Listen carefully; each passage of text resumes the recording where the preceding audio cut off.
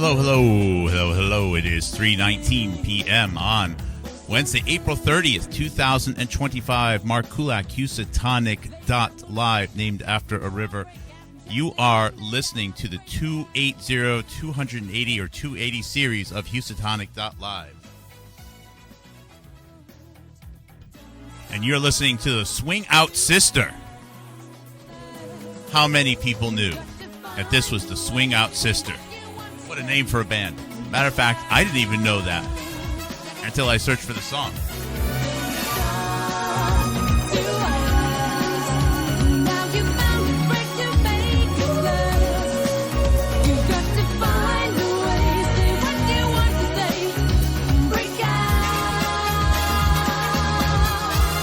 You are now cursed. The rest of the day, you will be listening to Breakout, or it'll be playing in your head.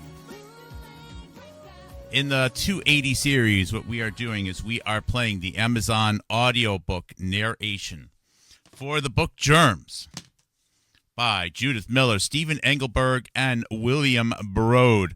I'm just now calling this one of the unmentionables.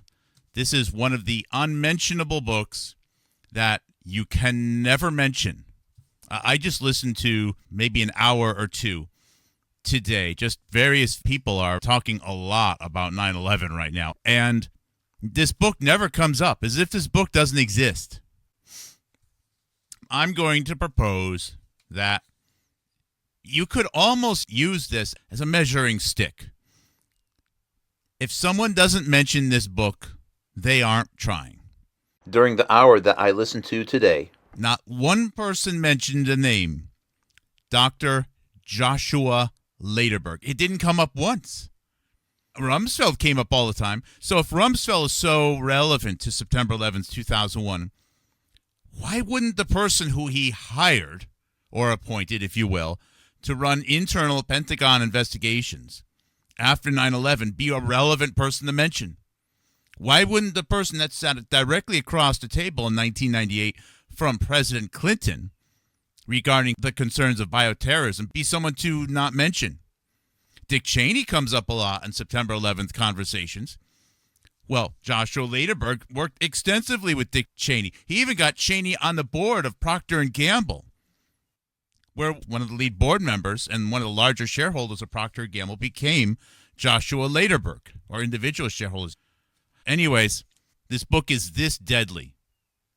I'm just going to give you another piece of anecdotal evidence. Of course, we've already mentioned that Philip Zelikow, the man who went on to become the executive director of the 9/11 Commission, is both mentioned multiple times and used as a source by Judith Miller for this book, Germs, which came out on either September 7th or 9th of 2001.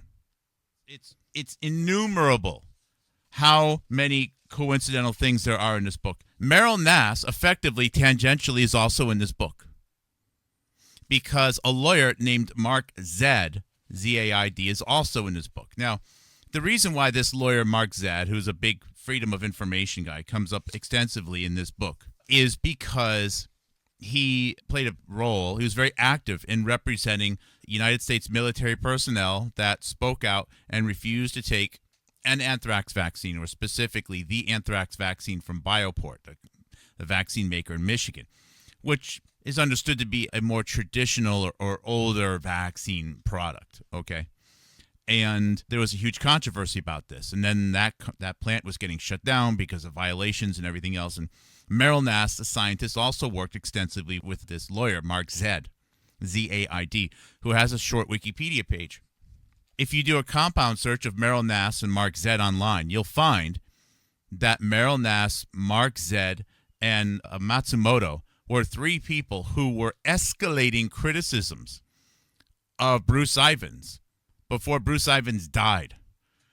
So that's crazy, because one of the people who benefited the most from Bruce Ivins dying, I'm just going to say it, is Robert Malone, Dr. Robert Malone.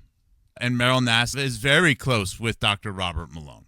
Now, Meryl Nass recently has said, maybe Bruce Ivins was innocent and a good guy. So trying to sort of reposition it. And then Mark Zaid was on the legal team that represented a whistleblower against Donald Trump and led to his impeachment trial because this guy is rabidly anti-Trump. Interesting, because I suspect Meryl Nass is behind the scenes rabidly anti-Trump as well. She's basically a RFK Jr. guy, and so on. Mark Zed also played a big role in this Ukraine phone call. So all of these stories up until Trump, the people are in here. And that's just one other of the innumerable number. Every 20 minutes, I could do another bombshell show. That is how damning and insightful this book is. This book needs to be studied page by page.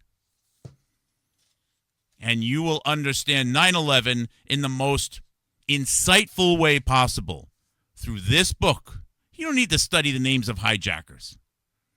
This book, because this is what it was about. The longest running, most well-funded scientific project in all of documented civilization, the Human Genome Project, is a key part of the desire to use experimental gene therapy as part of a response to a large-scale biological terror attack in a major U.S. metropolitan center. It's the most rational motive out there. I'm sure I have some details wrong. It'd be a little freaky if I didn't.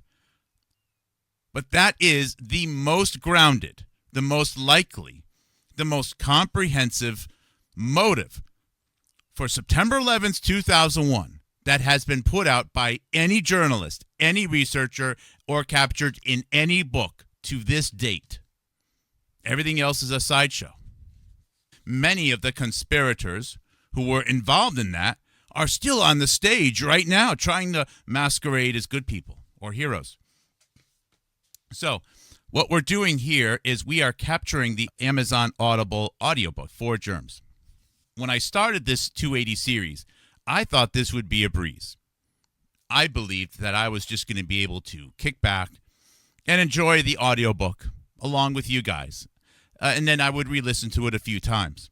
I didn't expect 25 to 35% of the actual book, Germs, to have been omitted from the audiobook. Now, the audiobook in some cases rearranges a few paragraphs, and that's fine. I just left it as is. In some cases, I think actually better worded, but it leaves out massive chunks. And also, by the way, the chapters in the book, and you can find the PDF for the book on housatonic.live. That's HOUSATONIC, River, state of Connecticut. You can find the PDF there. You can download it. I'm so heavily censored that no one could ever make a case that I'm costing anyone any revenue. So you can find the PDF of the original there, because I think the second edition, which was the reprint after September 11th, which was only like several weeks afterwards, might have actually already been a little bit different, because September 11th was unexpected by many. Okay, of course it was an inside job. The chapters in the audiobook do not align with the chapters in the PDF, and there's a lot of missing narration. So we are playing along, we are capturing the Amazon audiobook, and then I'm adding in the narration where it is missing. I may add a couple of exhibits along the way, but I don't want to disrupt the flow too much. Okay, maybe splice in a small video here or there. So far, we've done 2 additional 1-hour videos, which were, I'm just calling it backstories, which provide a lot more context on people who this book has been reviewed. Episode 280.8 corresponds to a chapter called Breakthrough, hence I had to play the song Breakout, which starts on page 271 of the book, all right? And in the audiobook, the narration for this begins in chapter 3, 56 minutes and 47 seconds in. The audiobook actually starts right off, missing the first several paragraphs of the chapter. So, chapter 8, Breakthrough. As Washington grappled with the implications of the Soviet collapse, the UNSCOM inspectors in the Middle East were bearing down on Iraqi officials who were squirming to explain why they had bought 40 tons of microbial food in the years leading up to the Gulf War.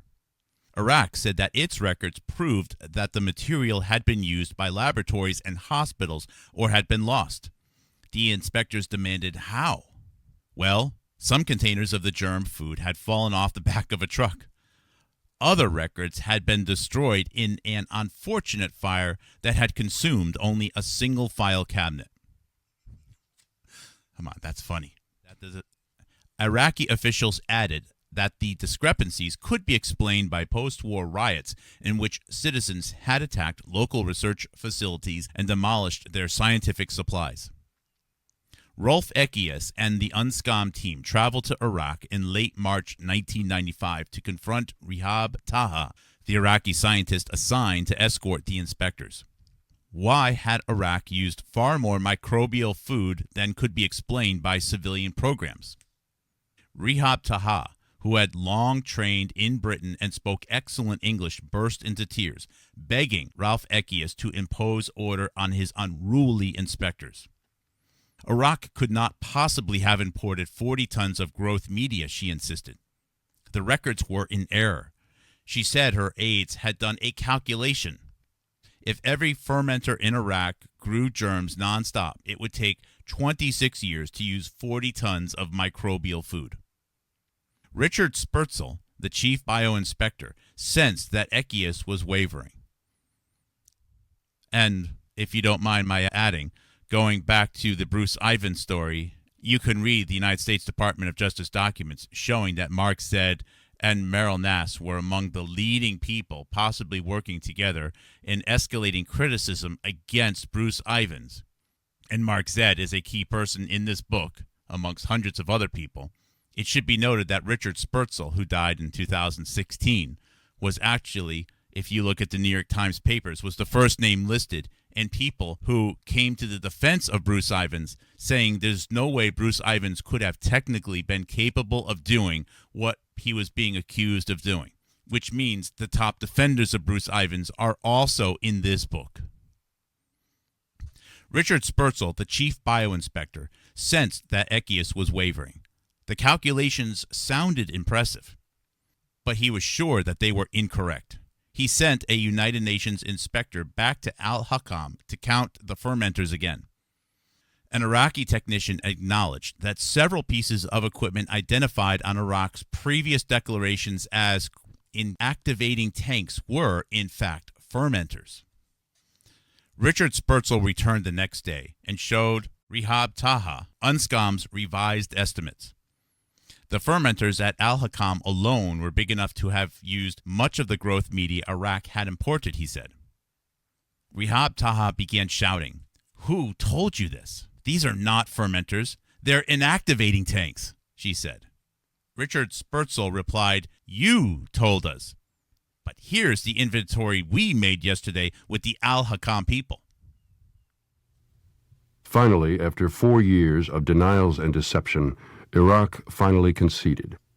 At an evening meeting on July 1st, 1995, Rihab Taha, the Iraqi scientist assigned to escort the inspectors, acknowledged that Baghdad had produced thousands of gallons of anthrax and botulinum at Al-Hakam. The strain of the past few months had been crushing as the UNSCOM inspectors tore apart Iraq's cover stories. "She knew that we knew she was lying," one inspector recalled. Iraq's admissions were summarized in a 3-page document that Taha read aloud to the inspectors. She made no eye contact, staring at the ground or the papers before her. "Iraq began its biological weapons program in 1988, she said, just as the Iran-Iraq war was winding down. When the fighting ended, instructions came to keep the project going, but without rush. Production of germ agents began in 1989. She said the anthrax and botulinum were stored in stainless steel tanks in a warehouse. According to Taha, the stockpiles were destroyed in September or October of 1990 at the order of superior authorities who feared Allied forces might bomb Iraq's scientific laboratories." The new account raised as many questions as it answered. It gave no hint as to who in the Iraqi leadership had directed the germ effort, and the weapons inspectors seriously doubted the claims that the anthrax and botulinum had never been poured into bombs or warheads. UNSCOM had told Iraq 5 months earlier that it believed the germs had been weaponized, and nothing in Rihab Taha's stiff, halting performance that night dissuaded them. Richard Spurzel thought It was highly implausible that Saddam Hussein would go to the trouble of producing biological weapons only to destroy them on the eve of the mother of all battles. A month later, on August 4th, Iraq submitted a full, final, and complete disclosure on its biological weapons programs, the latest of a long series of such disclosures. 4 days later, on August 8th, the man who had run Iraq's biological weapons program for most of the last decade defected to Jordan after a family quarrel. Lieutenant General Hussein Kamal, a son-in-law of Saddam Hussein, was by far the highest-level Iraqi official to abandon the inner circle. The UN detectives finally had their own germ defector. Iraq did not wait for Kamal to expose the inaccuracies in the August 4th declaration. Hours after he fled the country, Iraqi officials informed the UN that they had discovered a cache of documents hidden on a chicken farm owned by Kamal. Iraqi officials assumed, incorrectly as it turned out, that Kamal was confessing all to Anscom. The Iraqis immediately came forward with a new story. Iraq, they acknowledged, had weaponized its germs. The program had been run by Kamal, who they said had directed a wide-ranging conspiracy after the war to conceal the germ effort from the United Nations. Iraqi officials said the president's powerful relative had barred them from telling the truth. Iraq invited Anscom's Echias to the farm where the documents had been discovered to examine the evidence. Officials steered him to a small shack which contained a pile of wooden and metal boxes. A bright orange photo album was resting on top of one of the boxes. Although the room was coated with grime, there was not a speck of dust on the album, which contained detailed records of Iraq's field tests of germ weapons. The album appeared to be a briefing book for top officials. The box beneath the album, a trove of valuable documents on Iraq's germ program, included a sign-out sheet for the album. It bore the signature of Taha next to the date September 13, 1990, 6 weeks after Iraq had seized Kuwait. A flood of disclosures followed the stage-managed discovery at the chicken farm. Iraqi officials admitted that they had produced an extensive array of germ weapons for use on the battlefield, from missiles to bombs to jet-mounted aerosol tanks. They said they had produced the germs over several years, but had started a crash program to put them into weapons after August 1990, when Saddam Hussein had invaded Kuwait. General Schwarzkopf had been right to worry. The Iraqis told Anscom that they'd begun production on botulinum in January 1989, and by August 1990 had made a staggering 13,600 liters, 3,600 gallons, enough to fill a large swimming pool.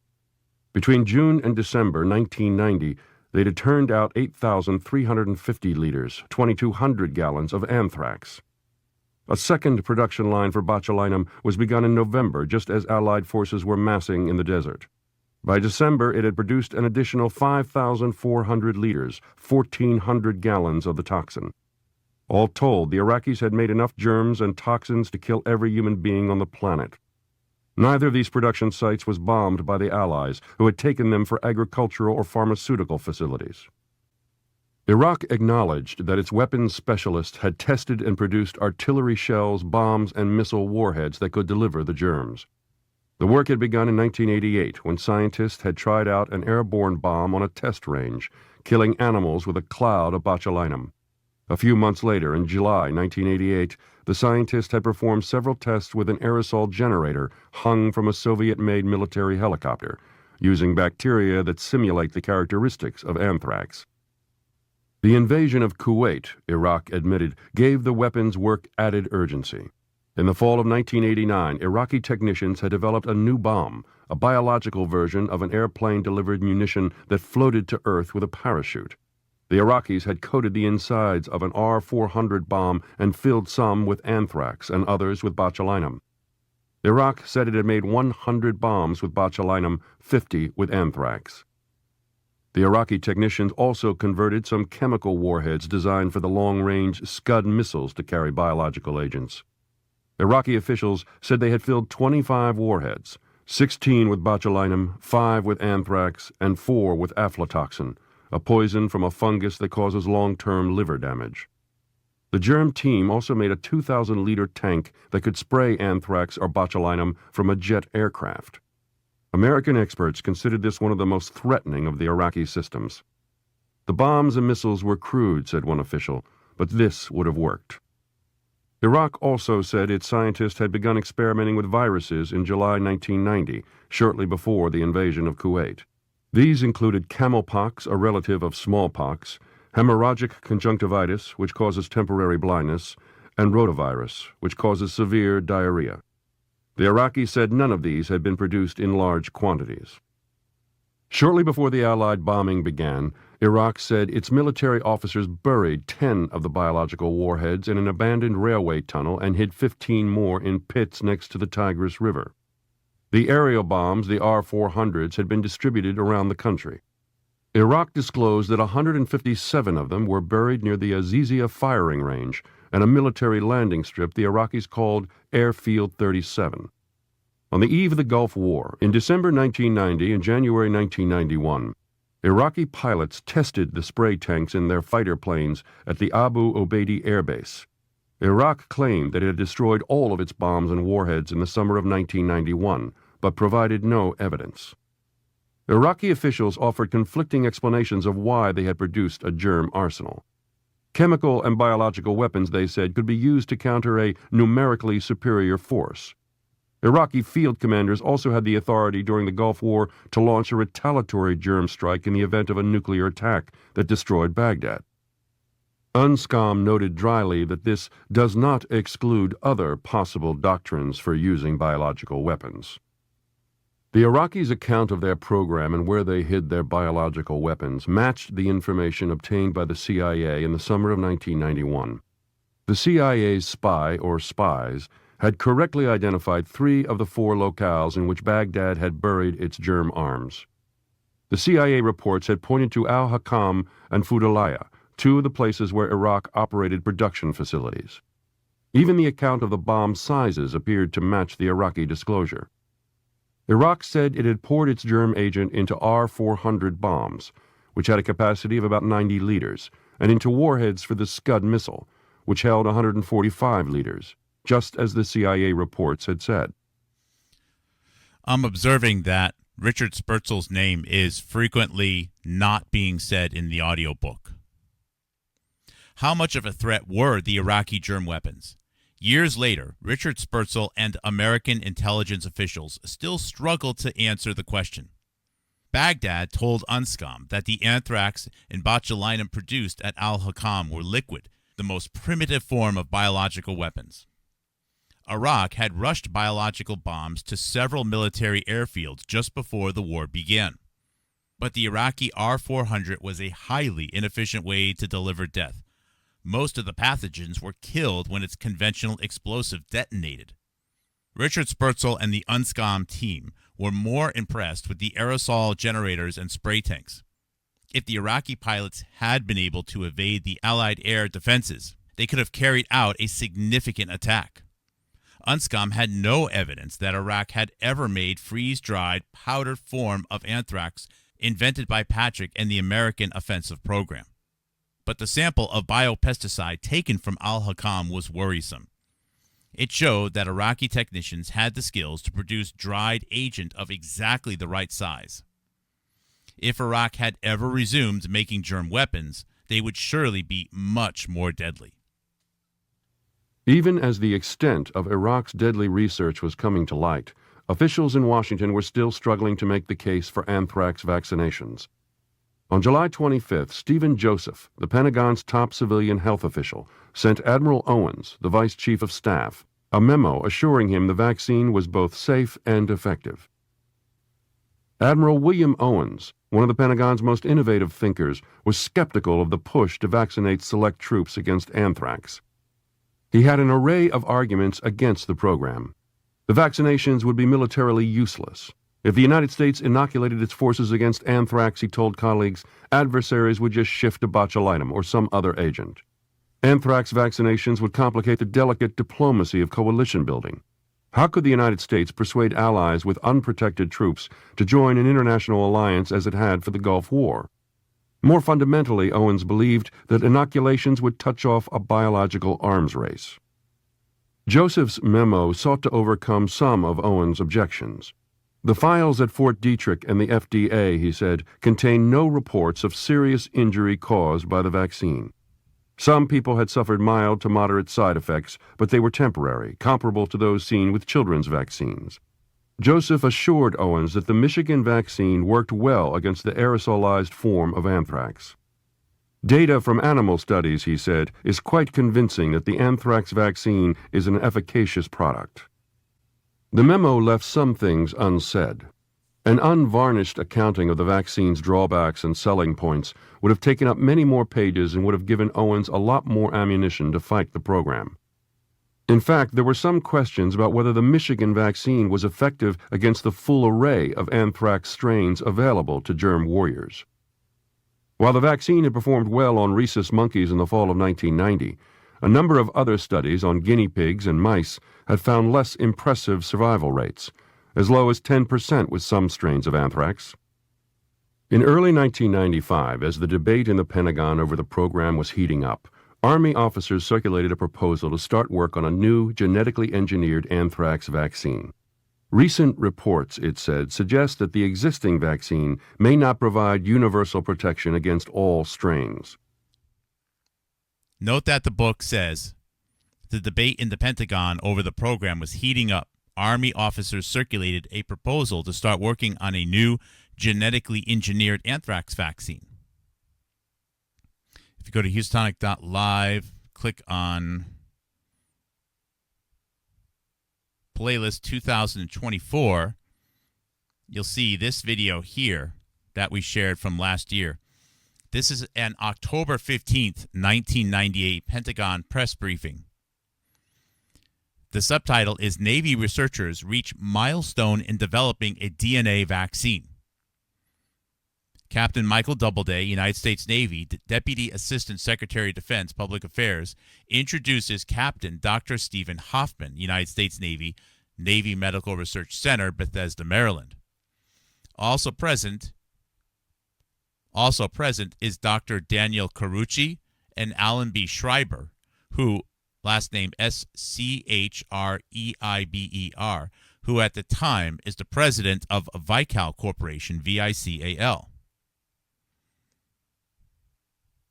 You'll also see, if you zoom in on the picture, that the Navy scientist is presenting naked DNA vaccine technology. Remember, Vical is naked DNA. And I want to stress that this is genetically engineered vaccine technology, naked DNA, which is precisely what Dr. Robert Malone's patents are in. Not messenger RNA, it's naked DNA. I also want to stress that Vical Corporation, VICAL, is the company that intellectual property was owned by. And Vical went on to be, if there was going to be a need for a new generation of anthrax vaccines, one of the top competitors. Vical Corporation, their stock was highest in the year 2000 or early 2001, but it took a dip after the death of Jesse Gelsinger, that 18-year-old young man from Arizona who was stated to have a genetic disorder, and during a test procedure, which was meant to be minimal risk, if any, he wound up dying because of an unexpected reaction to the vaccine. And then afterwards, it was discovered that Vical Corporation had other deaths as well.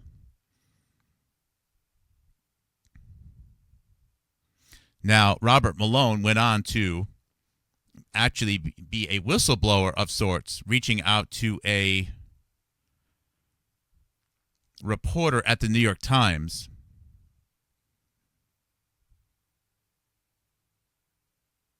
I don't know if I need to say that part.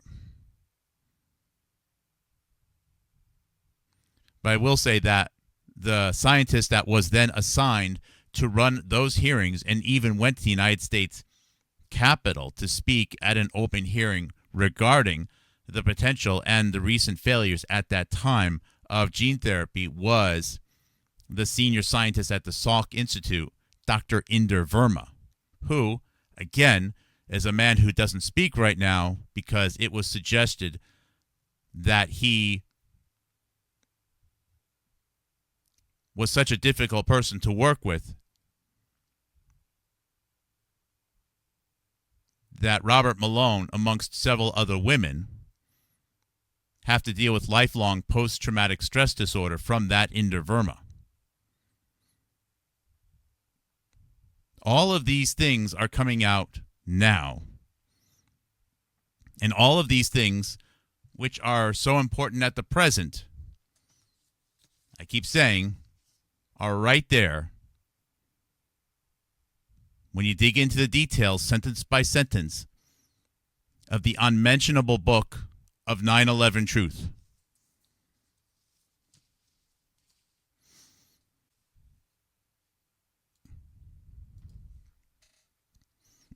Continuing on, no one understood exactly why the vaccine appeared to work better against some strains of anthrax than others. Dave Franz, Franz, director of the Army lab at Fort Detrick, believed the results with mice and guinea pigs reflected some quirk in their immune system that did not exist in primates. The Army lab did an experiment in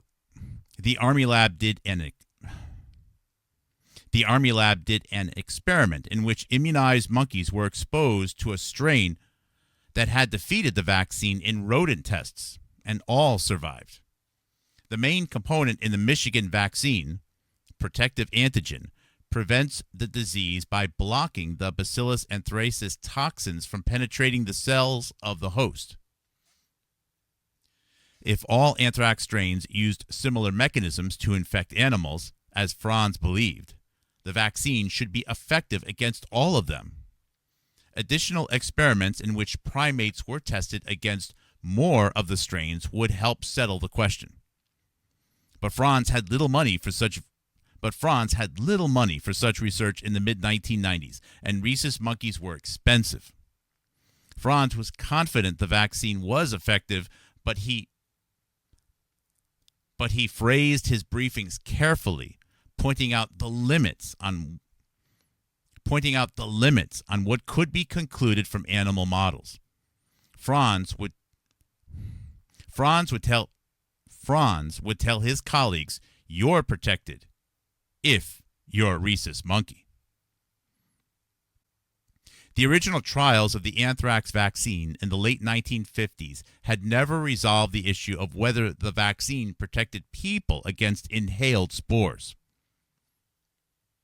The tests involved wool workers who were routinely exposed to anthrax spores as they processed animal hides and goat hair imported from overseas. A significant number of unvaccinated workers contracted anthrax through their skin, establishing that the vaccine worked against that form of the disease.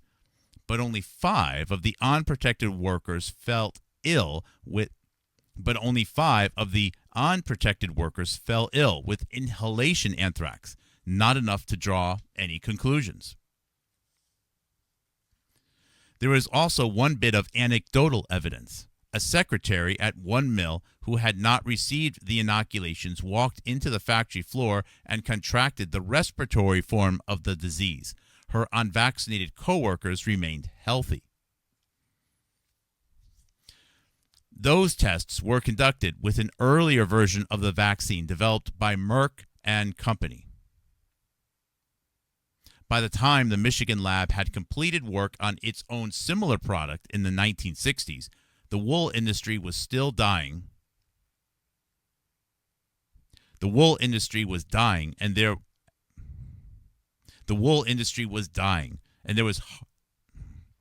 were hardly any unvaccinated workers left to study. The FDA allowed Michigan to use the Merck results, which drew no distinctions between inhaled and cutaneous forms of anthrax, to support its application for a license. The label accompanying the vaccine specified only the occupations that might involve exposure to anthrax. In the fall of 1995, just as they were reassuring Admiral Owens, Army officials asked the Michigan lab and a contractor, Science Applications International Corporation, or SAIC, to draw up plans for a new round of animal research. The goal was to amend the vaccine's license so that it was explicitly approved as a defense against germ weapons. 5 years after the Pentagon gave anthrax shots to 150,000 Persian Gulf soldiers, SAIC offered a startling assessment. It read, quote, "This vaccine is not licensed for the aerosol exposure expected in a biological warfare environment," unquote. That view was not widely accepted by Pentagon officials, who felt the ambiguously worded license did permit its use as a protection against germ attack.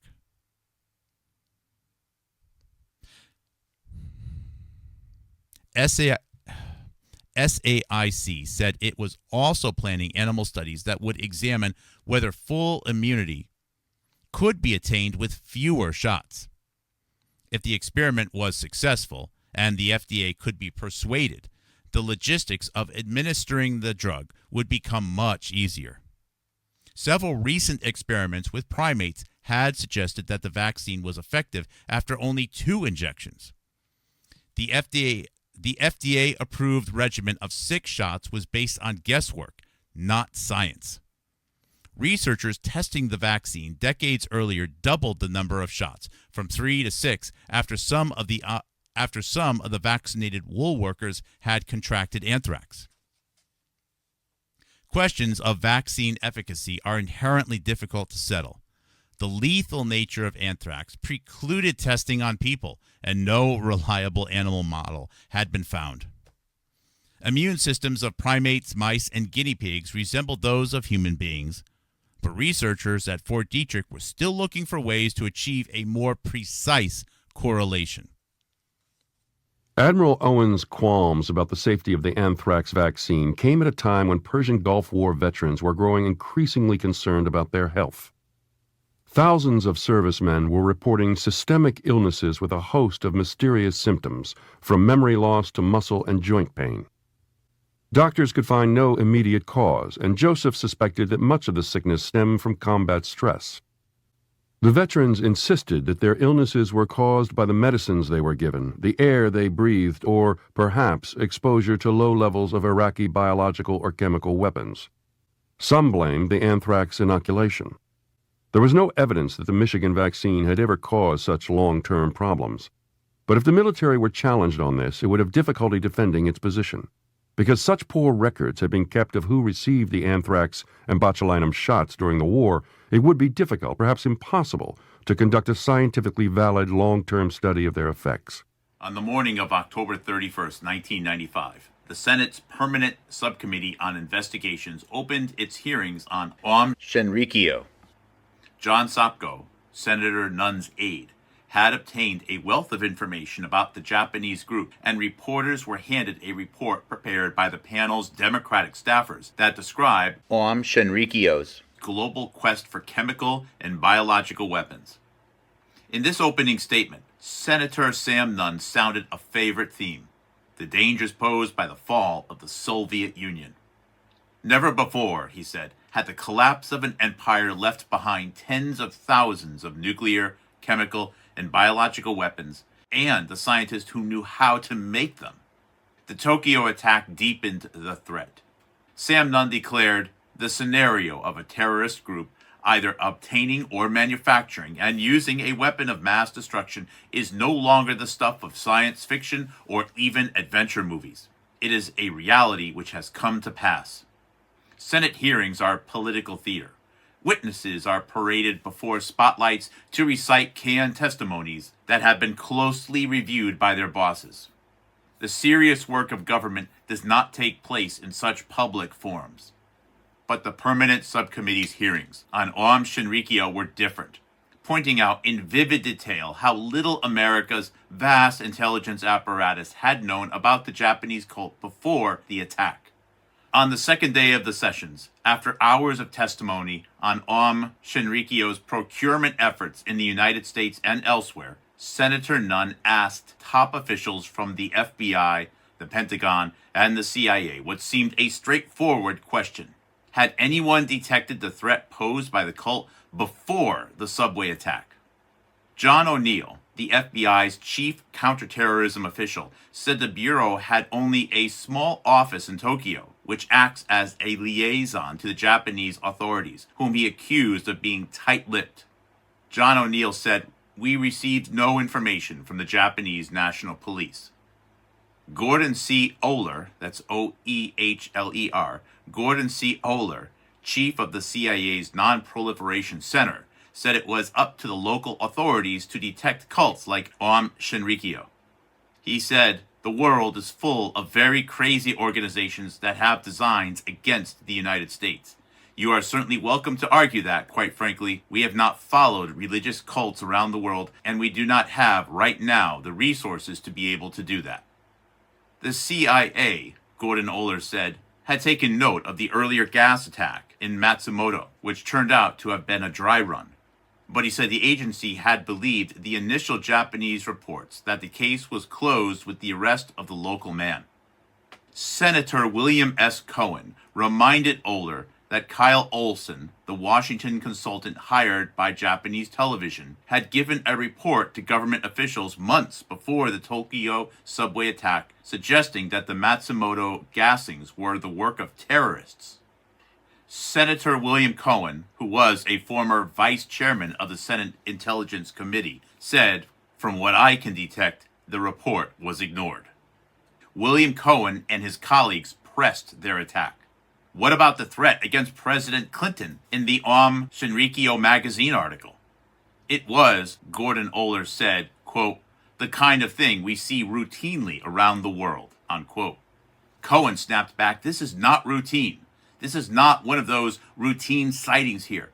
We already had an attack at Matsumoto. The Japanese press was carrying stories on a regular basis on the threat this particular cult group posed," unquote. After the hearings ended, the picture of Aum Shinrikyo's activities became clear as Japanese authorities hauled the group's members into court and elicited confessions. The testimony, which trickled out over the next several days, showed that the cult had repeatedly tried and failed to carry out biological attacks. The guru's chauffeur told a Japanese court that the group, using a truck with a crudely improvised aerosol device, had tried to spray botulinum toxin in downtown Tokyo at the nearby Narita airport. 3 years earlier, he said, the group had tried again, this time aiming anthrax spores at the Imperial Palace and the Parliament in Tokyo. Finally, he said, the cult had also staged unsuccessful attacks on the American Navy bases at Yokohama and Yokosuka. These attempted strikes against American facilities had gone unnoticed by American intelligence agencies and the military, who learned of them when the New York Times published an article quoting the courtroom testimony. To this day, it is not clear that Aum Shinrikyo ever succeeded in making and spreading germs potent enough to harm anyone. Aum Shinrikyo's failures were instructive. They showed that making a biological weapon was harder than some experts had claimed. Experts frequently suggested that anyone who had studied science in college could make a biological bomb. Aum Shinrikyo had invested lavishly in laboratory gear, had even dreamed of doing recombinant experiments. The group's scientists had taken graduate courses in modern universities. Yet they couldn't master the engineering challenges of producing a terror weapon from pathogens. Although the cult's weapons makers had some advanced training in science, they did not appear to have understood the basics of germ dissemination. They attempted some of their anthrax attacks from the roof of a building during the day, which guaranteed that sunlight would kill off many of the pathogens. The cult also had difficulty obtaining the starter germs from which to make a biological weapon. Both the Iraqis and the Rajneeshis of Oregon had ordered pathogens from the American Type Culture Collection, the American Germ Bank. But trial testimony shows that Shenrikyo members had tried to culture botulinum from soil samples obtained in the wild. The group also had trouble finding a virulent strain of Bacillus anthracis. There is no indication they managed to produce the dried anthrax spores that Bill Patrick favored for their efficient distribution.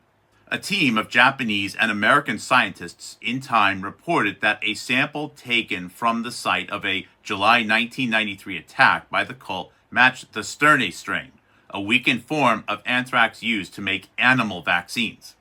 It would have been virtually impossible to turn those germs into a biological weapon, the researchers concluded. Shenrikyo may also have fouled up the process of growing germs and refining them into a slurry that can be sprayed as an aerosol. For all their money and determination, lacked the expertise of a Bill Patrick, a Vladimir Peschenik, or a Ken Alabak. But American officials tracking international terrorism were not comforted by the group's ineptitude. The significance of the case, they felt, was a line that had been crossed. A terrorist group, however wacky, had decided to use chemical and biological weapons against a modern city full of defenseless people. In July of 1996, in the aftermath of one of the biggest blizzards in the history of Washington, D.C., Richard Danzig, his aide Pamela Burkowski, and Stephen Joseph met for a lunch at a Thai restaurant. The subway was not running that morning, and Joseph, who lived in Northern Virginia, skied across the Key Bridge into downtown Washington for the lunch. The Pentagon officials were joined by Richard Preston, a regular contributor to The New Yorker, whose flair for storytelling had brought the experts' fears about the spread of infectious diseases to a much wider audience.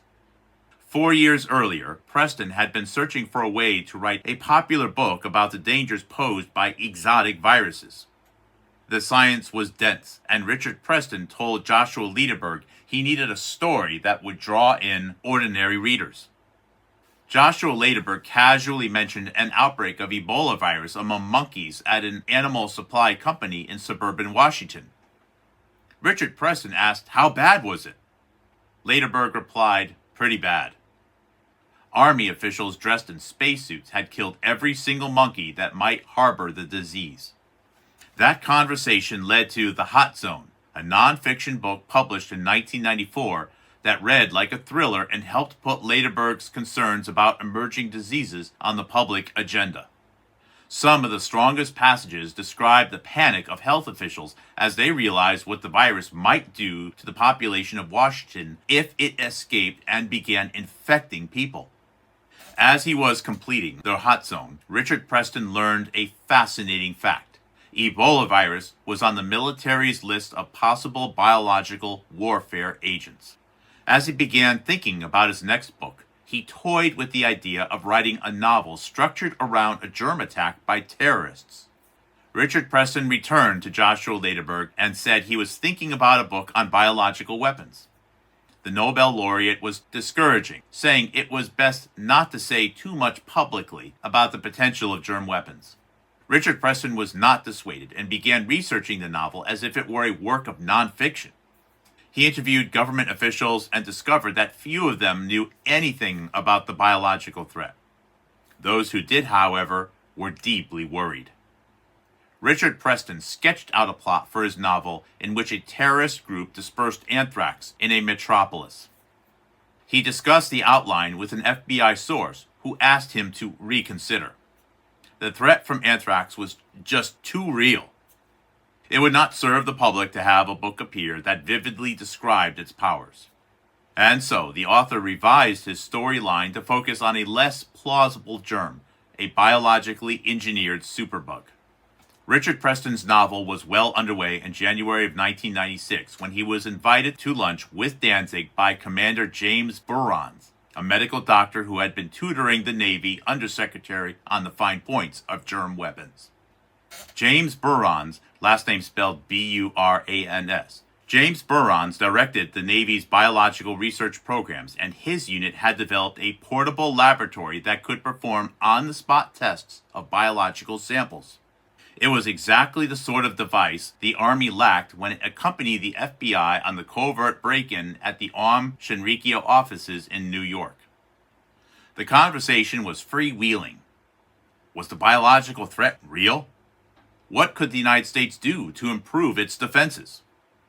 Danzig asked Preston to whom he should talk to deepen his own understanding of germ weapons, and Preston suggested Bill Patrick.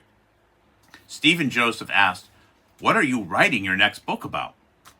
Richard Preston was deliberately vague about the format, but said the topic was germ terrorism. Stephen Joseph said that would be a great plot for a novel. Danzig encouraged him to stick to nonfiction, but Preston demurred. Such a book would have to rely too heavily on anonymous sources. And there was another problem. Preston said he wanted to describe how public health authorities responded to biological attack on a city, but none had happened yet. Shortly after the lunch, Danzig enlisted Preston in his long-running effort to change the minds of the nation's military leaders. He organized a dinner party for General Ronald Griffith, the Gulf War commander who was now vice chief of the Army, at a fashionable Washington restaurant. The real target was Griffith's wife, Herdis M. Griffith, who was dean of the College of Nursing at Rutgers University. Danzig had Preston give her a copy of The Hot Zone, hoping this would sell her on the germ threat and establish a beachhead within the Griffith household. The gambit failed. General Griffith continued to oppose the anthrax vaccinations. Inoculating American soldiers, he felt, would make it more difficult to build coalitions in the future. Why would other nations with unvaccinated troops take more risks to fight alongside Americans? Preston acknowledged over dinner that he was writing a novel, and in the months that followed, Danzig encouraged him, opening doors inside the government and offering literary suggestions. Preston, a first-time novelist, was buoyed. Preston recalled, "The principal help that I got from Richard Danzig was that he said he believed in me as a writer." The events of 1995, the Ulm attack, the Oklahoma City bombing, the Iraqi admissions, should have served as exclamation points in Danzig's campaign. But the message was not taking hold where it counted, in the federal budget. The number of people working at Fort Detrick, the nation's premier germ defense laboratory, had dropped about 30% since the Gulf War. Colonel David Franz, the commander at Fort Detrick, had begun by laying off technicians, but in 1996 he was forced to fire scientists. Visiting Russia in the early 1990s, Colonel David Franz learned that Moscow was years ahead of the United States in using recombinant techniques to create an improved vaccine against botulinum. A new vaccine would cause fewer reactions and could be effective against a broader array of botulinum strains. Franz wanted to push his own research in the same direction, but he couldn't come up with the several $100,000 needed to pay for it. Money was also tight for the research on the next generation anthrax vaccine. At the Pentagon, Admiral Owens was targeting the budgets for chemical and biological defense for a $1 billion cut over 5 years, a reduction of nearly 1/3.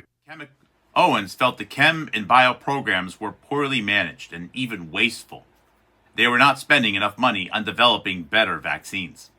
He was particularly aggravated by an Army project to mount biodetectors on helicopters. The Navy admiral considered it a sneaky way for the Army to buy 9 more helicopters. Owens recruited an important ally in his campaign against the anthrax vaccinations, his boss, General John Shalikashvili, chairman of the Joint Chiefs.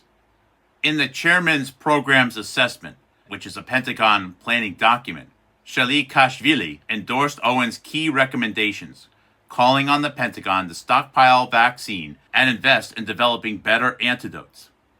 A terse summary of the document said, "No immunizations."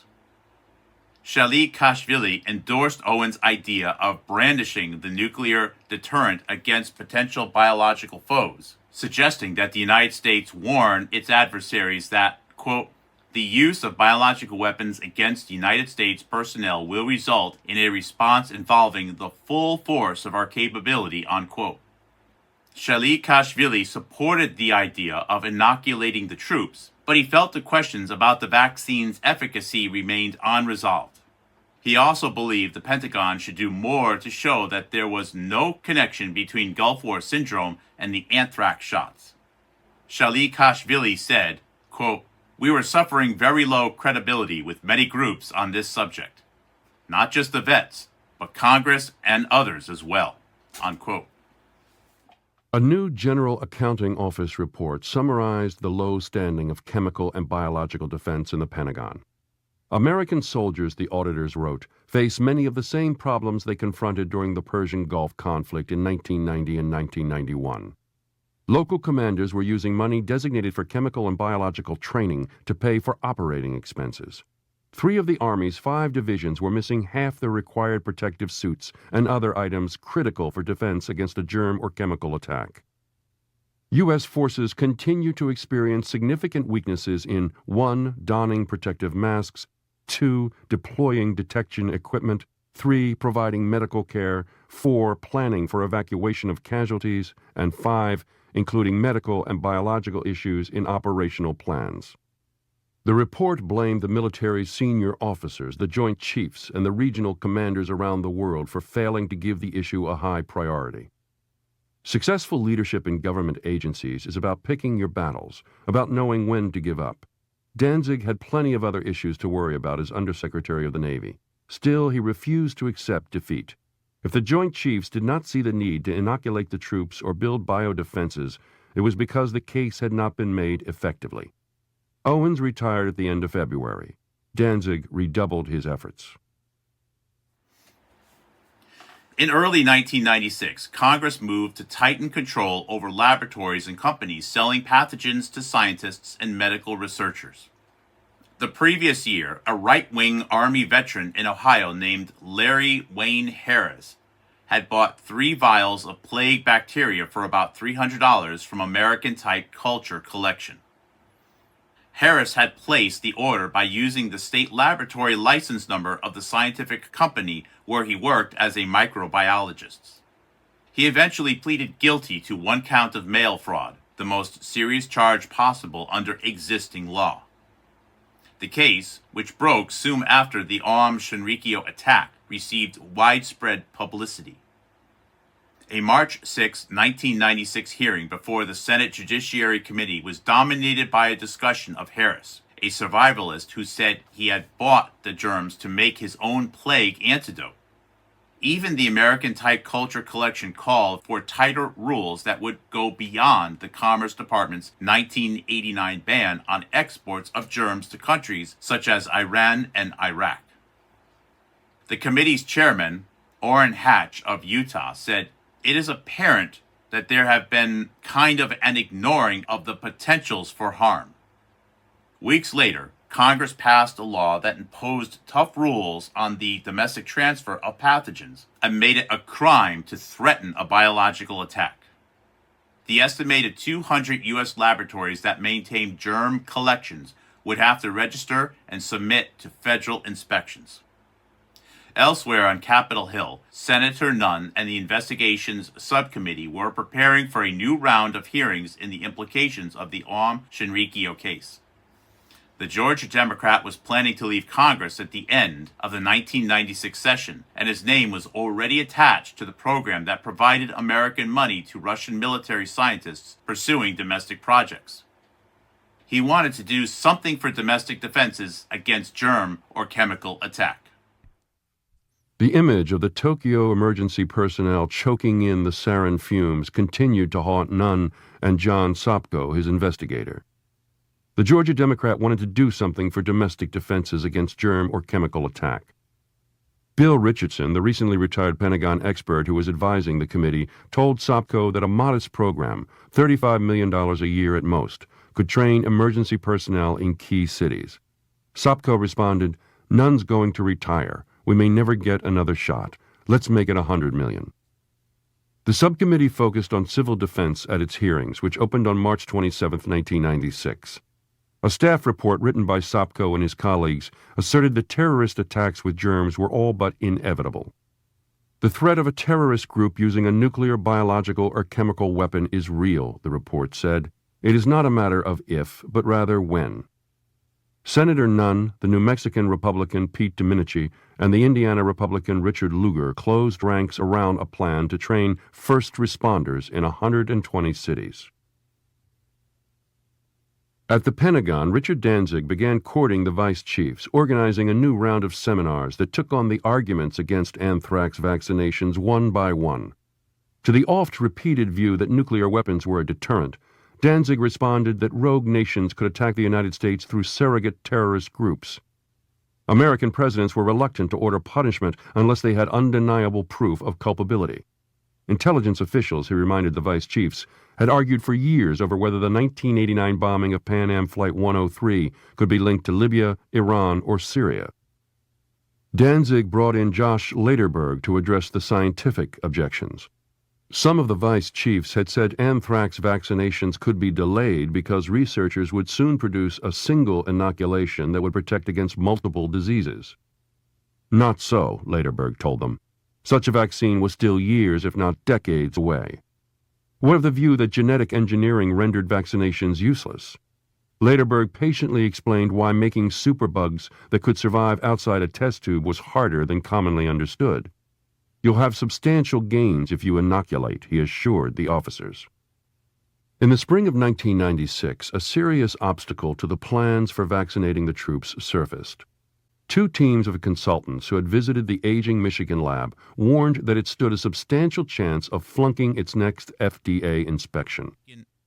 The consultants said Michigan had failed to carry out the promises for improvements it had made to address the findings of the 1993 and 1994 inspections. Federal rules require manufacturers of anthrax vaccine to do the most dangerous work in a lab equipped to meet the strict rules of biosafety level 3. Michigan was well short of that standard, one expert said, and it was dubious whether it could even be classified as a biosafety level 2.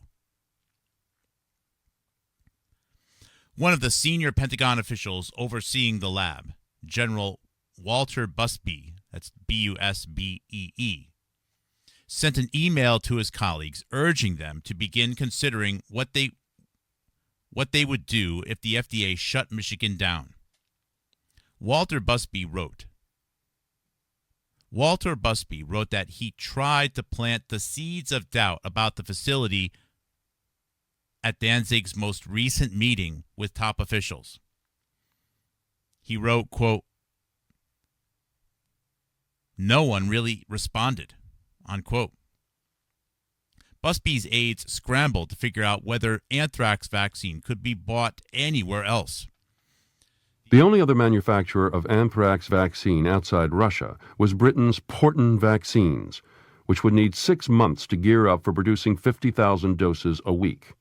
The UK vaccine, made from a different anthrax strain than Michigan's, was not licensed for use in the United States. Without the Michigan lab, there would be no program of anthrax vaccination anytime soon. On June 21, 1996, the Pentagon made an announcement that shattered the military's credibility on medical issues and changed the politics of the debate on vaccinations. For nearly 5 years, military officials had insisted that no one serving in the Persian Gulf War had been exposed to chemical or biological weapons. Now they were forced to recant. Tens of thousands of Allied soldiers might have been exposed to nerve gas after American soldiers blew up an Iraqi ammunition depot containing chemical weapons. The detectors picked up no sign of a chemical release that day, but officials said the detection equipment appeared to have been faulty. There were reliable intelligence reports dating from 1991 that said the Iraqis had stored chemical weapons at the depot. But the Pentagon said the information had been overlooked for years through a series of bureaucratic mishaps. Veterans suffering from Persian Gulf symptoms were stunned. The military, they felt, had lied to them about the cause of their illnesses, just as it had lied to previous generations of soldiers about the effects of radiation and of Agent Orange. A team of government experts pored over the records and discovered a second incident in which Allied soldiers had blown up chemical weapons, deepening the veterans' suspicions. The internet buzzed with theories of cover-up. On June 25th, 4 days after the Pentagon's first disclosures, Islamic militants in Saudi Arabia detonated a truck bomb near an apartment building that housed hundreds of American servicemen. The attack on Khobar Towers killed 19 and wounded as many as 500. To Danzig and his colleagues, it added another powerful argument in favor of improving what the military calls force protection. The Pentagon's experts did some calculations. If the truck had been packed with chemicals or germs, the effect on the troops in Saudi Arabia would have changed from tragic to apocalyptic. The soldiers at Khobar Towers were not prepared for attack. None had their gas masks at hand when the bomb went off. Danzig and Joseph pressed their case for a relatively modest program that would implement Defense Secretary Perry's 1993 directive. Vaccinations for those servicemen in high-threat areas or assigned to early deploying units. But the commanders did not see how they could operate with a force that was only partially protected. If the assumption was that germ weapons would be used against rear areas, one would also need to inoculate the National Guardsmen who worked in support positions. A turning point in Danzig's meetings with the vice chiefs came when General Richard Hearne, the vice commandant of the Marine Corps, declared that anthrax vaccinations should be given in boot camp, along with the other routine inoculations administered to new soldiers. Danzig had wanted to begin modestly, vaccinating the early deploying forces and those in high-threat regions like the Middle East. But the consensus had swung. If inoculations were needed, the officers concluded, they should be given to everybody. Hearne said Lederberg drove home the case for vaccinating before hostilities begin. People would argue we don't want to do it and insist that the vaccinations should instead be given on the battlefield, said Hearne. I didn't want to take that chance. Danzig had an ally in General Dennis J. Reimer, the Army's chief of staff. Reimer had served in the Pentagon during the Gulf War and had directed the effort to improvise biological detectors. He was part of the debate over how to allocate the scarce vaccine supplies, an experience that framed his thinking on biological defense. You can't play God on this, Reimer said later. You've got to find a solution, and the only solution is to vaccinate everybody. The Army Vice Chief, Ronald Griffith, continued to question the policy. He had heard from colleagues in the Army that the Michigan facility was in trouble with the FDA and might not be able to make enough vaccine. That issue did not make much of a dent. It was assumed that the problems were technical. They could be overcome. By the fall of 1996, the chiefs had turned around and endorsed the recommendation to vaccinate the entire force. Owen's recommendation to cut $1 billion from the biological and chemical defense budget had been reversed as well, transformed into a $1 billion increase over 5 years. That decision, a $2 billion shift from January, reflected a radical change in priorities. Danzig was not one to gloat over victory. On October 2nd, 1996, the Washington Post published a story on its front page under the headline, Military Chiefs Back Anthrax Inoculations. Reversing earlier opposition, the story began, quote, the nation's military chiefs have endorsed a plan to vaccinate all U.S. forces against anthrax, unquote. Names that did not appear in that article include Richard Danzig, Stephen Joseph, and Joshua Lederberg. Okay, so this is at 10:31 into Chapter 4. The next part is Taking Charge, Chapter 9. In Chapter 9 begins on page 300 of the book. And this completes episode 280.8, which corresponds to Chapter 8 of the book. The next episode, 280.9, will be for this chapter, Chapter 9, Taking Charge. Thank you very much. God bless.